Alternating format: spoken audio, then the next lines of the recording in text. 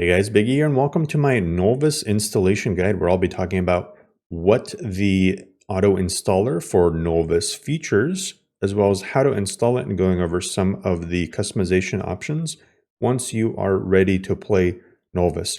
So if you want to know more about what Nolvus is, I will link my quick look video down below so you can check out some gameplay and some features that this mod list provides.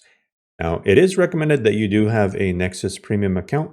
It will make the auto installing feature that much auto installery if you only have the regular version of Nexus, which is still compatible with this.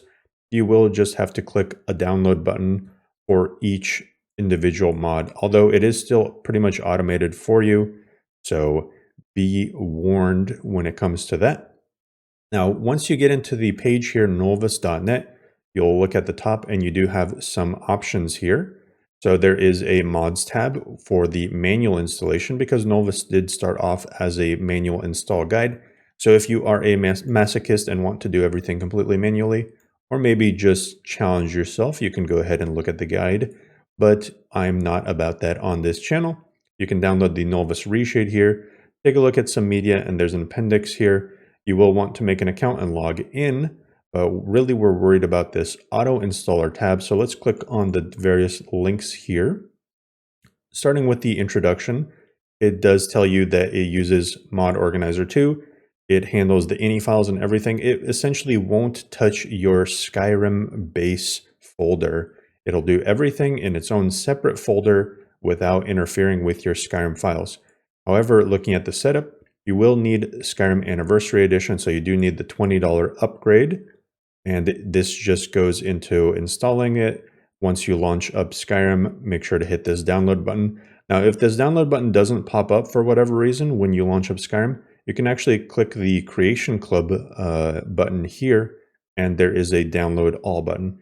Now, if you do also have an NVIDIA graphics card, this mod list does recommend some NVIDIA 3D settings. For the NVIDIA power settings, essentially you'll want to open up your NVIDIA control panel here, go to Program Settings, select SKYRIM Special Edition, and you go down to Power Management Mode and click Prefer Maximum Performance, and then you hit Apply. Once you get into the requirements, it'll go on to talk about that you do need a Nexus account, and once again I recommend a premium account. And it also goes into generating an API key, which you will need to enter in through the Nolvus installer. And once you enter that in, it'll essentially link your accounts. So I'm not going to show you my API key, but if you go to the Nexus mods page and you go to site preferences, you do see this API button at the very right side. You click that, scroll all the way to the bottom, and there is a little refresh icon that generates the key. You can go ahead and copy that and never share it to anyone else. Now, once you get into the actual installation, you do have a hyperlink here to click. When you click the hyperlink, you can download the Nolvus installer. So I've already downloaded the Nolvus updater. What I'm going to do is cut this. I do recommend you make a install folder in the root of a solid state drive if possible. You definitely want it in a root of your drive. So C drive /Nolvus, D drive Nolvus, E drive Nolvus, whatever. But you want it in the root if possible. Put this on a solid state drive. I do not recommend this on a hard disk drive. However, you can potentially play it on a hard disk drive, but due to the size of the mod list, you will have very long loading times. Now, once you double click this, the Nolvus dashboard will be installed and it will automatically launch up for you. You can click the auto detect, which will usually find your SKYRIM Special Edition install. Click next, and this is where you enter your API key. So I've gone ahead and entered my API key. Now it will ask for your Nolvus credentials. Once you enter the credentials in, it will give you an instance installer. So here there will be a version to install. Currently it's just Nolvus Ascension, which is the version 5. In the future there might be different Nolvus versions. You can also change your resolution here. I'm going to keep mine at my native 1440p. You can select whether or not you want a widescreen 21:9 ratio. And the languages here, you do have some different options. And also it does give you a recommendation for the hardware, but it won't give you the full recommendation until we continue and we can choose where we want our instance or our archives. So the instance is essentially where your mod organizer 2 and the Nolvus itself will install, where you will run the game from until you make a shortcut. The archive directory is essentially where your downloads are. Now, you can choose a different location for this. So here's a little tip. Although this might be a little bit slower, you can actually put it on a different drive. So in my case, I will put this on my hard drive for the downloads. Now, I've had questions about whether or not Wabajack downloads are compatible. The answer is no, because Nolvus downloads are formatted differently. So it puts them in separate folders, unlike Wabajack, where everything is kind of just in one folder. So let's click Nolvus downloads on my D drive here. You can also change this to something else if you want. Like you can change it to, the root of your drive. I'm just going to leave it as is. I've never had any issues leaving it this way. Now let's continue on. Here we see our actual hardware requirements. So if you're playing on the Ultra variant, it does recommend a 3080 Ti, which is what I have. So I'll stick with that. It recommends 12 gigabytes of VRAM, and you do need 277 gigabytes of storage with 115 for the downloads. So a total of 392 gigabytes if you do it all on one drive. Now, like I said, if you do it the way that I just showed, then you only need the roughly 300 gigabytes instead of the roughly 400. Now, if you do choose the Redux option, you need a minimum of a 1080, but it recommends an RTX 2070, at least 8 gigabytes of VRAM, and then 240 gigabytes of storage for the install, 105 for the archives, total of 345. I'll stick with the Ultra. Now you do have anti-aliasing options as well. You can only choose DLAA if you have an NVIDIA RTX card. I do recommend DLAA if you do have an RTX. Otherwise, just switch to TAA. With TAA, you can also downscale your resolution. So if you want to get a few more frames out of it, you can go ahead and do that. But like I said, I'm going to stick with DLAA.